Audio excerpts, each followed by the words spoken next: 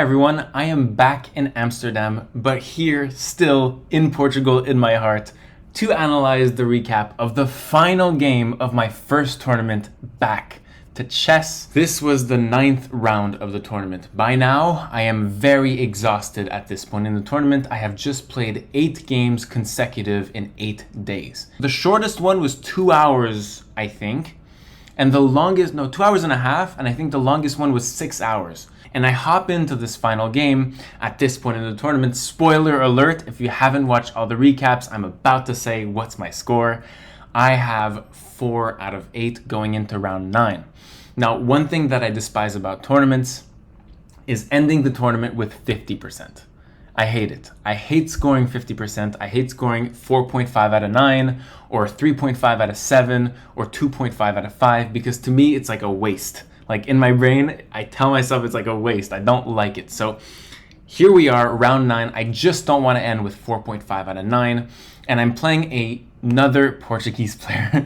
We're in Portugal. We're playing a lot of Portuguese players. This is my 5th Portuguese player that I'm playing in this tournament out of 9 rounds. So most of my rounds have been against locals. I am playing a 1469 rated opponent. Against low rated opponents, again, I cannot prepare. So they come in and they stun me. We start off, I have the white pieces, e4, e6. I'm not prepared to play against e6. So we go in the French defense. This is what I usually play, the advanced variation.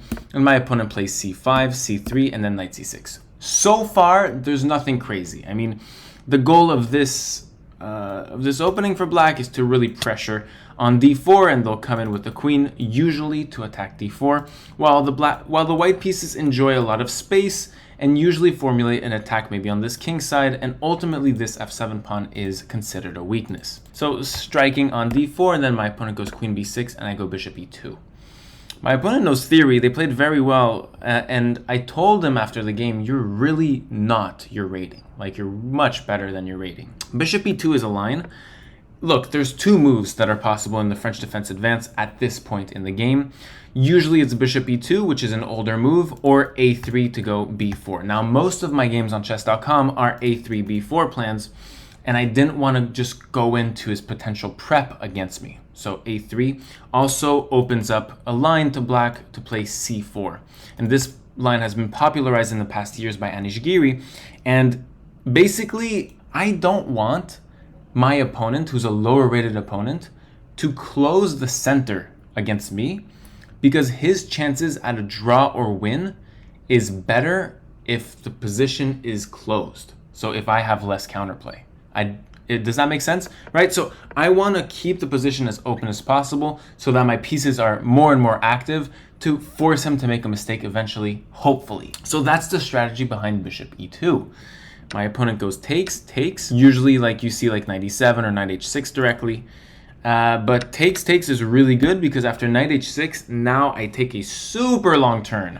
So up until now, 7 moves in, I have spent 0 or actually negative 17 seconds on my clock. I have a surplus of time than when I started this game, which is kind of cool. I've played this so far very fast. But now after knight h6, it poses a problem. How do I stop this plan, knight f5, which is just coming in on d4 and attacking this 3 times? How will I defend this d4 pawn? Because let's say I go with bishop e3 preventatively or after knight f5, well then this just lets go of the b2 pawn. I didn't like theory. I didn't want to play this. So knight c3 is the common line, knight f5 to attack, and then the idea is that white can go knight a4. Knight a4 to attack the queen, and the queen cannot take d4. Although black has 3 attackers against 2 defenders, could take on d4, they can't because the queen is attacked. And so queen takes would just give the queen. So then the queen has to move. Let's say queen a5 check, and then bishop d2, and then, the queen can just go back. And eventually, there's no more pressure on d4 that much because now I come in with rook c1, and the pressurers is just a knight on f5. And so there's also a risky line in this position to just go immediately with bishop takes h6. I didn't know this at the time, I'm just figuring this out, but this gives queen takes b2, which is why I wouldn't consider it at the time, which attacks my rook and basically double attacks both my pieces. And here white replies with the sublime knight bd2, defending the rook and ultimately giving this bishop on h6, and now castles, and white plays a pawn down, but has a lot of compensation points against the black pieces here, who have a queen that's outstanding, low development, a really bad pawn on f7, double isolated pawns on the h-file. But still, this is a bit too risky for my opponent because it lets him have some attacking chops, which I don't want to give out at this stage of the game. We're just like 10 moves in. So I come up with b3. So I had to go b3 and then on knight f5, bishop b2 to defend on time. Defend while developing a piece, but you're not developing a piece at the most beautiful time. The bishop on b2 defends d4, but it's just such a lame piece. It doesn't have any activity, and it's not flourishing in this position. You want your pieces to take up a lot of space. This bishop is not doing that. It's just a defensive piece. May as well be a pawn on c3, this bishop. So we want to modify that later on in the game. And so on bishop b4, I saw this happening. You know, this is kind of a forced line. So on knight h6, I have to see b3, knight f5, bishop b2, and then check. I have to see all this because on check, I have problems. If I want to block this check on my king, let's say knight bd2 or knight c3, then one of my pieces, outstanding pieces that are defending the d4 pawn, will be blocked themselves and then just giving a pawn up. So on knight c3, knight takes, and on knight d2, I'm blocking my queen and knight takes as well. So here I had prepared king f1, and I'm surprised to see it's still book theory, so we're good.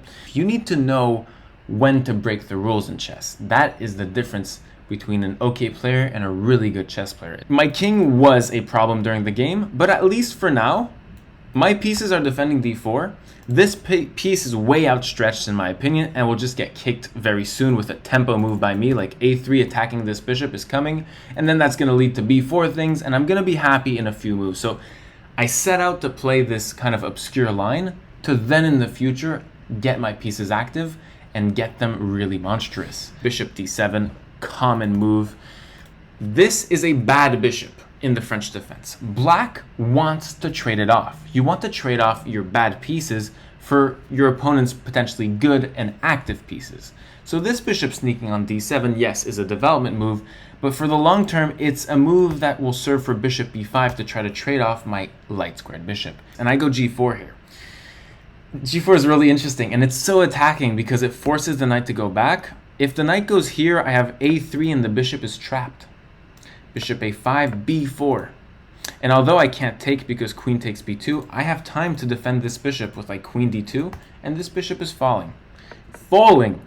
So knight h6 I know is a forced move, which is nice, and then I play rook g1. Black are more often than not castling short in these structures, and so just preparing maybe an attack. It's warning my opponent that, look, if you castle, I might have h4 g5, h4 h5 g5 with some attacking chops. Okay, my opponent goes bishop e7. Very good prophylactic move. I like this. It does two things. It gets out of the a3 pressuring the bishop and then b4, so I don't have this 1-2 really quick, which is nice developmentally for me. But also the bishop on d7 serves as a device to look at both wings of the board and help f6. Help that f6 move, because this is a weak pawn, and f6 kind of triggers my pawn structure and can act as a really good device to open up the f-file if you're trying to attack weaknesses, which in this case, my king lies on f1, and that f-file looks enticing for the black pieces. So I go knight c3. Knight c3 prepares things with knight a4, rook c1, and then just overall is a good development plan, right? Very classic for the French defense. a6 is played here. I don't know why this was played, maybe to offset knight b5, but it was never my intention because the knight, once it's on b5, does absolutely nothing. So I go a3 here, which is a miss. Apparently queen d2 is really good, with the idea of just going knight a4 and just keeping up with this plan. But a3 seems a little slow, which I kind of tend to agree with, but I'm kind of doing the same prophylaxis that my opponent was doing, right? With a6 blocking me. You know what? You're blocking me, I'm blocking you. And a3 for me prepares b4, prepares knight a4 attacking the queen, and prepares knight c5. Here, small advantage for the white pieces because I'm gaining a lot of space. So I go knight a4, attacking the queen, and the queen goes to a7. I was anticipating maybe not queen c7, you're going on this open file, but maybe queen d8, just straight up queen d8, but queen c7 was the best move. Queen d8 second best, and queen a7. The queen looks a little bit weird on a7, Although you could argue that you're still attacking d4, but this pawn is super over defended. Here I go for rook c1, castles, and then b4. My idea is to go knight c5, take up some space, convince this dark squared bishop to take, and then d takes. And then my bishop can have a little bit more of taste. So knight b8 is played here. Black wants to exchange, trade off their light squared bishop, which I talked about earlier in this video. That light squared bishop wants to be traded off via b5 or via taking my knight. It's too obvious for me, so I can't jump in with knight c5 now because I'm just giving like bishop b5 things, or eventually like I'm seeing that this bishop would be traded off the board. I can't let that happen. Knight c3 comes into action. And because you shot yourself in the foot with knight b8, then your knight looks really ridiculous once I don't commit on c5. b5 is played here, and this is terrible positionally. Speaking of shooting yourself in the foot, now you're shooting yourself in your pinky because your bishop is gonna be seriously entrapped by this pawn formation that's all on light squares, and that's engulfing all of your bishop's solutions for activity later on in this game. Even though you're killing off options for my knight to go to a4, this knight has its own plan for later on in the game. I go bishop d3, and this is what I was talking about, right? This is the perfect moment, because now we have closed successfully this part of the board from black, or with black, right? And so I can be quite sure that there's not going to be huge counterattacks being played on this side of the board. And now I can go with some attacking specs against this king that's castled. So queen b7 was played. Here, if black just does anything, let's say rook c7, I can go g5, threatening this knight, forcing this knight to the only move on f5. And then I would actually win a pawn here by forcing the deflection of this pawn, also known as overloading this pawn onto f5, and now I would win the d5 pawn, and my knight wins a pawn, but it's also like super strong piece in the center. So my opponent sees this threat but just replies with such a passive threat. So I do like a little obscure move like bishop d3, getting my bishop better, and also there's a little threat implied with that move that just creates that queen b7. It's so nice, right? And so now I go h4, king h8. So this king h8 move is probably to get the king off the x-ray of my rook on the g file and just escape that. But this king, I mean, my rook can be flexible. It can go to h1 and attack this king. So I don't know why king h8 was really played, but it can involve more defenders over time to defend key important squares. So bishop b1 is played, and now I'm playing directly against this king h8. Because of this bishop b1, I'm threatening to make a battery, as I do. You can run, but you can't hide, my friend. I'm coming for you. So queen d3 is threatening checkmate. And here it's tough for black. You have only one move, it's g6. This is a good sign. When you're attacking your opponent, you always want to try to force a defensive move out of them, because I know that something like g6 already will make these dark squares pretty weak. I know this. And so that's why I try to get my bishop to lean in on this diagonal later in the game, because I know that these squares are weak. I also try to trade off this dark square bishop because I know that these squares are weak. And if this bishop is traded off, I can get in some knight g5 things with another key attacking piece into the attack. So just looking at the general sense of the attack and having a good understanding of what can work for your position, what can work for your pieces, i.e. trading off this bishop, i.e. there are outstanding bad dark squares on this position, then you can have a better attack. h5 was played by me. This is, again, going off of these weaknesses. So every move I play is stacking up against weaknesses and weak pieces. I'm threatening to open the h-file to go back with rook h1 to attack the knight and king, which would be really strong. A takes.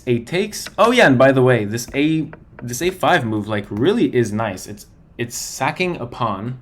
I wouldn't destroy my pawn structure with this. It would be too sad. b4 comes in. But I made the real big decision to go h5 here and literally sack a pawn on b4. Why? Because although black wins a pawn here with takes, and okay, let's say they take with bishop takes b4. This did not happen in the game. If they do this, the pawn has low mobility and low potential to put tons of pressure and attack really well, right? So the bishop taking on b4 would kind of be offsetting and taking off the dark square defense in this position. But my opponent played actually really nice for their rating and played king g7, which was kind of a good move. Like, I was really impressed that they didn't go for the free pawn, which is typical of a 1400 level. You go for the free pawn, take it while you can. It's free, right? But in this position, it's still very close to be able to convert that sort of advantage, small material advantage. And ultimately, I would use the time of you going to fetch that pawn and coming back for myself to get more pieces into my attack and to have more attacking specs. Now I go knight e2. Super important move in this game, okay? This move took me a lot of time, like 2 minutes. But 2 minutes out of my 16 minutes left. And let me explain to you. At 25 moves in, okay, I now have 14 minutes left. So I used an hour and 15 minutes for 25 moves. I'm in time pressure. I need to make 15 moves in the next 14 minutes. I have less than 1 minute a move for the next 15 moves until I get added bonus 30 minutes. On move 40, knight a6 is an actual good move. Like, he's trying to take the pawn while attacking my queen. The thing is, I just don't care. Knight e2, a super important move in this position, was served to balance or just like change the knight's trajectory towards the king. And Jacob Agad has a famous saying when attacking the king: bring your toys to the nursery. So here I'm attacking the king. I only have queen, bishop, and rook potentially in this attack. Maybe knight, but it's not really an attacking piece. And I don't have enough toys in the nursery. I need to bring more toys. And so we bring this knight in. And now this knight can attack some weak points and can be an attacking piece, a really active attacking piece on f4, which I find was very nice that I found that on my own. Knight takes b4, attacks my queen. Look how I don't care. I just sacked the pawn on tempo and played queen d2. Why? Because here the knight looks absolutely silly on b4, cannot continue further in these positions, and my queen is darting at this knight on h6 and will pair up with something like rook h1 to directly attack this knight by x-ray. It's really nice. And so here rook takes c1 was played, which is a big mistake. Why? Rook takes c1 is taking off a rook from me off this board, but is also taking off a counter-attacking piece of theirs off the board. So you don't want to do that. You want to keep your counter-attacking pieces, maybe rook c4, rook c8, or doing that earlier, but definitely not this, because now I can take back with my bishop and directly have real nice plans against this knight on h6. You have just given me an attacking piece. The bishop on c1 is now on the preferred diagonal for the white pieces. Knight g8 was played, and then I go rook h1. The idea is simply to open up the h-file. Let's take a look at some of the attacking ideas that I can get from this. What was played in the game was a mistake here, but let's say another move, knight c6. Here I can play h takes g6, opening up the h-file as said previously. If you take with the h-pawn, now I can go knight g5. Knight g5 threatens mate on h7. And if the bishop takes my knight, I have decoyed the bishop to an undesired square on the g5 square, so that now I can have a discovered check on this king, winning this bishop, or not winning this bishop, literally taking the bishop because I'm still down a piece, while mating this king. King h8, check, here, and mate. And if f takes here, maybe like queen d3 to threaten rook takes h7, king takes, and then queen takes g6 with mate on h7. Example, this knight b4, check, crazy brilliant move, king takes, check here, king h8 is forced, and we have checkmate because of our beautiful bishop, combining on that battery. But this was never played. I go rook h1, and then my opponent goes bishop e8, which immediately I was like, that's a mistake. Why? Why is it a mistake? I don't know. I didn't know. I have 6 minutes left in this position. Move 29.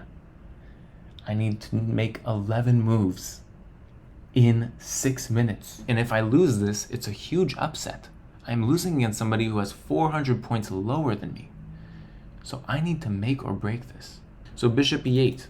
And here I miss mate in 5 moves. After takes, which was really nice, I open up the h-file, and actually I'm threatening mate in 1, which is like more of a trivial fact than anything because you know that they're taking back.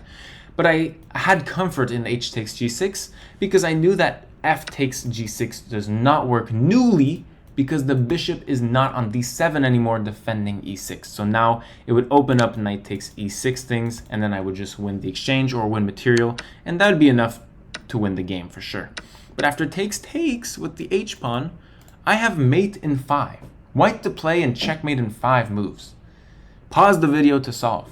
And I will tell you right now, I missed it. I missed mate in 5. But the checkmate is bishop takes g6. It's really nice because it threatens mate. So you have to take in the sacrifice. You have to respond. And after takes is forced, it's now knight takes e6 check, forcing the king to f7, right? Because this rook is taking up all the h-file. Monopoly on the h-file for the rook. King f7, and now knight eg5, and then bishop takes is forced, otherwise it's literally mate. If king g7, this is shamat, bye-bye.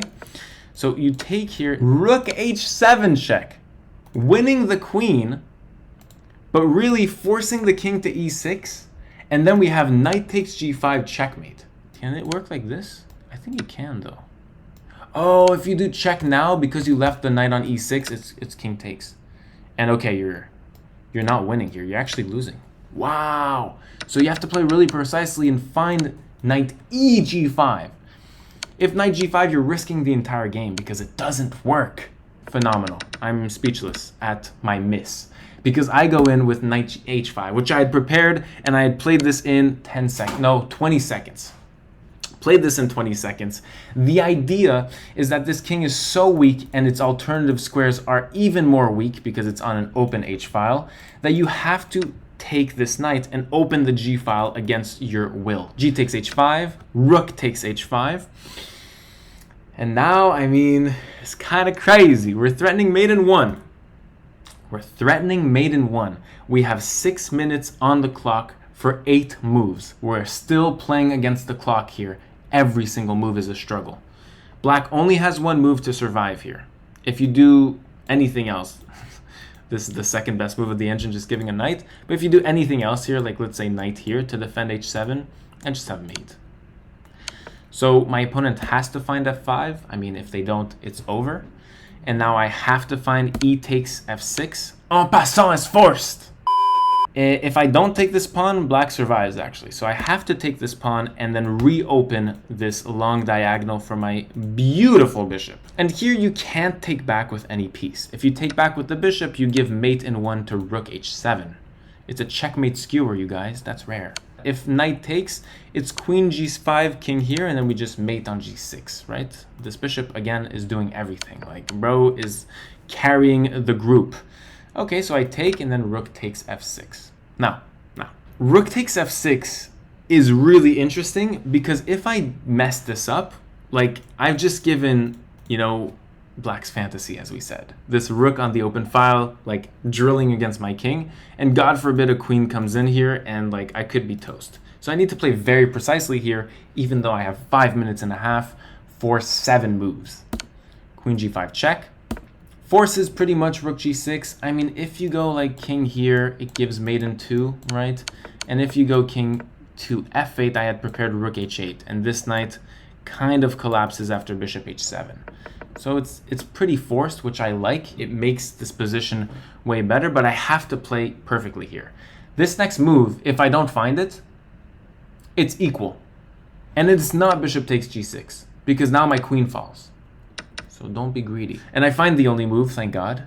And may I say, of my next 11 moves, 1, 2, 3, 4, 5, 6, 7, 8, 9 are great moves. 1 is a brilliant move. Let's get it. Queen e5 check. Great move number 1. Here, there are so many options for black. This video could easily be an hour and a half, and let's make it an hour and a half. It's so interesting. And so here, if any like soft move that blockades, now I can go in with attacking moves again. Bishop h6 check. Let's say you take with your rook. I can just take this because your king can't go too far off from your defensive lines. because of queen g5 checkmate. Again, the bishop carries the group project. And so bishop h6 is a crucial move, because let's say you go here, now I have like knight here things, or bishop takes here things, and this looks all ugly for you. I mean, this is mate, but like, just like you can imagine that things go sour very fast. If rook here, I also enjoy g5 and we could take things here. Although the rook here does attack my rook, I would have to be careful. But it opens up for rook check things.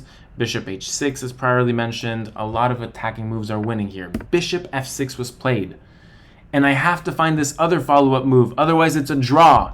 Queen h2, hype move. Here, I'm not only defending against that bishop attacking move, but I'm re-threatening that.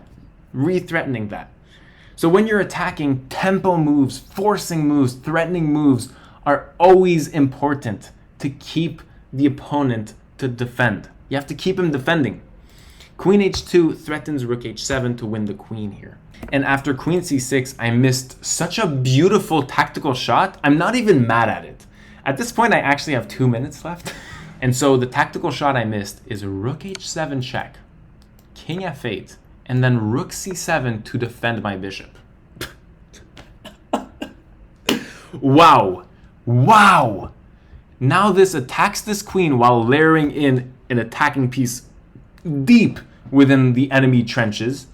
Queen to b6, let's say, and then you can take the rook. You can take the exchange. Bishop takes, and you're golden, Rev. Bishop a3. And we're playing smoothly. If you defend this, by the way, I have queen here.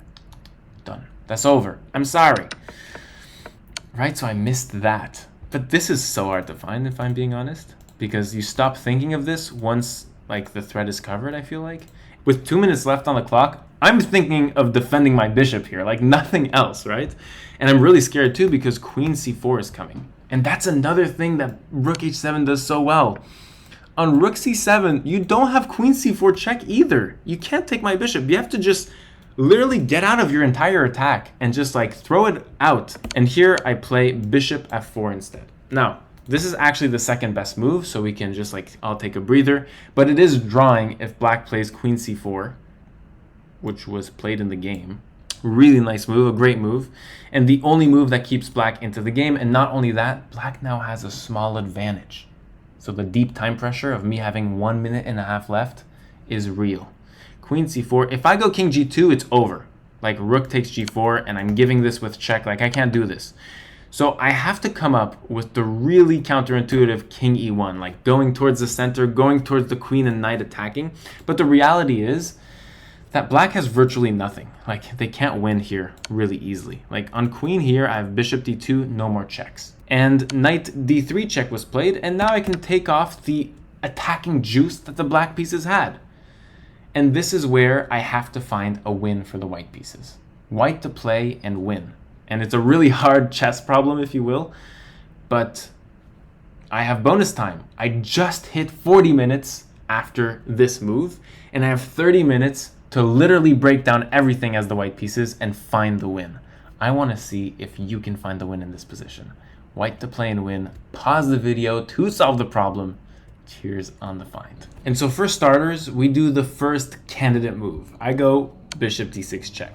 This is the only move that has some sense to it. Otherwise, well, I just don't have any other moves. Bishop d6, it's a checking move that forces a defensive response by one of two ways.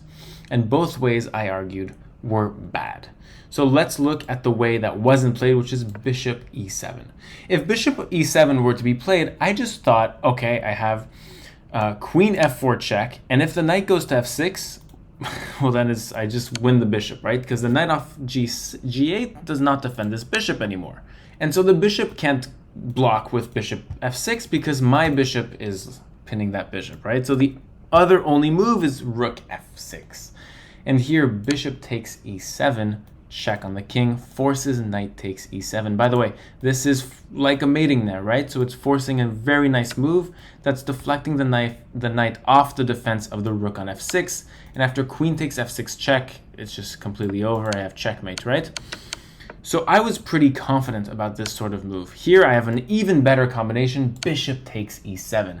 And after knight takes e7, queen f4 check, king g8, and then rook takes e7, and here the white pieces are commanding the attack even though it is quite completely equal, but just positionally, white are dominating. 95 coming in. This king is kind of safe. This rook is super passive.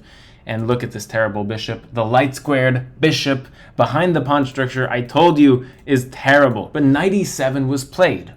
And now it is really white to play and win. There's only a few moves that you play that are winning as the white pieces. After taking up 16 minutes of my time in this position, I have 28 minutes left. I just gained 30 minutes.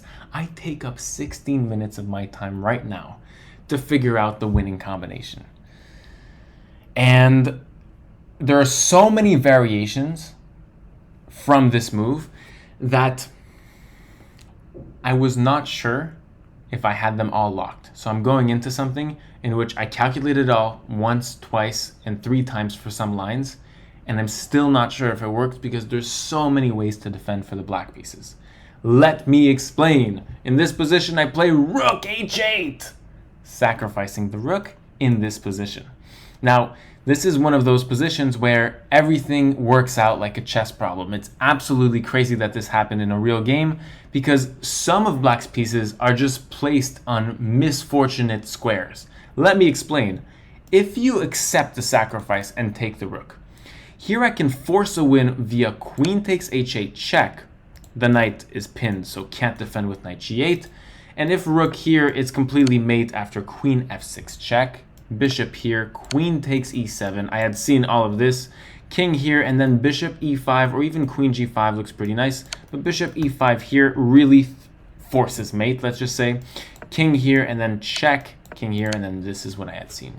Queen h5 is an absolutely beautiful checkmate, forced checkmate. So this rook g8 was not possible here. And if the king goes to f7 here, it's just checkmate on the spot with knight e5. So bishop takes rook is quite obvious if you calculate a little bit further that it is not possible for the black pieces to play. So what can they play? Well, here, there's still several options. Okay, king g7 loses on the spot to queen h7 checkmate. King f7 also loses to queen h7 check. But this time it's for a completely different reason. Since black can block with 2 different moves, both lose. If rook g7, now the rook was pinned last move, and I can just take the queen on d3. And if bishop g7 here, I have knight g5 check. And if you take my knight, I can just take your queen. And if you don't and play like king f6, I just have mate in 2 via bishop e5 check, king takes, and checkmate on h5. Sick, bruv. So you can't go to f7, can't go to g7, you have to go rook g8. It's crazy, right? And this is still going on here because black will always have so many options to defend because they have so many pieces defending. Like, it's really odd. It's really rare that you see 4 pieces defending a king. That's because lack of pawns. So the lack of pawns here, because I destroyed all the pawns, it makes this king weak. And at the end of the day, you guys, I'm down a piece in this position. So if this doesn't work for white, I'm cooked meat. Cooked. So I find the only move here, queen h6 check. Here, black has 2 options once again. The easier option was played, but let's look at the tough option that I was worried about. Bishop g7. And here, white have to find one of 2 moves. I had seen queen takes e6 originally, but then I failed to calculate in my deep calculations of before bishop d6. I had failed to see queen e4, which just trades queens off. But in and of itself, queen e6 is so fire. It threatens mate, and it threatens mate 3 ways. Because this knight is pinned, right? So we're threatening with the queen, we're threatening with the rook, But here, the absolutely killer move, given all the pins, is just queen g5. It's like over on the spot. Black resigns. And it's so hard to see this in calculation because I'm just hitting the knight. You can't defend this knight. The black pieces are deemed completely useless in this position. And what about counterplay, you say? The queen is so close to my king, but after queen b1 check, king e2, queen c2, I just have king f1. And here, like, my king is completely out of checks. You can't do anything against queen takes e7 checkmate. And black are forced to resign. which is crazy. If I'm being completely honest, on bishop g7, I had not seen queen g5. I would not have played it, and that still hurts me till this day, because you have to see this. You have to see this win on the spot in your calculations, although it's not a checking move, and it's really hard to look at this. Just like round 7 against that WIM, in which she missed a silent killer move as well, counter-attacking with the black pieces. So these are always hard to find. It's not the first thing you think about. What is the first thing we think about? The checking move. Queen f4 is what I had prepared also. And on bishop f7, I had knight g5, attacking this bishop and threatening checkmate, essentially. And here, I was pretty confident, because after like queen g6, I don't know, I think I can force to win the piece back at least with rook takes g8, and I had prepared this with, okay, it's not completely winning here, but at least I'm back in the game, and I know it's getting dark here where I am in Amsterdam, but here we are wrapping it up. So my opponent played actually a blunder, king f7. And king f7 gives the game to a forced combination. I was really like relieved when I saw this, but at the same time I was like, what is he doing? He didn't see the win? And here you have to find, of course, only move once again, rook h7 check on the king. And here black have to sack the queen for the compensation of a light squared bishop and a rook against the queen, or just perish. Because look, if bishop g7, which wasn't played, I have mate in 3 with knight g5 check, forcing this king to f8, and then queen f6 check, forcing this bishop to take, and then knight takes e6 is checkmate on the king. Wow. Queen f6. To lure this bishop to an undesired square and deflect it off of the 7th rank to get this rook to cut off the king and put the king in a mating net. It's absolutely pretty, but I had seen knight takes e6, king f7, and then this is completely over. My opponent played the coolest of the variations, rook g7, which gives a forced checkmate in this position. White to play and checkmate. This is an easier puzzle in this game. And the final 2 moves of my first tournament in 4 years. Pause the video to solve the problem in the dark. Here we go. So here you have to find this or it's a draw. This is make or break. I have 5 minutes left to my clock for the rest of the game. And I find knight g5 check. The counterintuitive move that aims to deflect the bishop of f6 off this g7 protection for checkmate. And so if you get bishop takes g5 here, I just have mate on g7 because your bishop is not defending anymore. Where is he? We're waiting for the bishop. And so this check actually forces the king to go down 2 different moves. Now on king f8, it's king f8. On king g8, for sure I have checkmate on h8, right? This is checkmate, verifiable by a verified source. But on king f8, which was played the most beautiful of the 2, in this position, white has rook h8 checkmate anyways. Because black's 2 pieces that can block this checkmate are pinned. Both this rook and this knight are completely pinned and useless of defending tasks. Thank you so much for watching, and see you next time.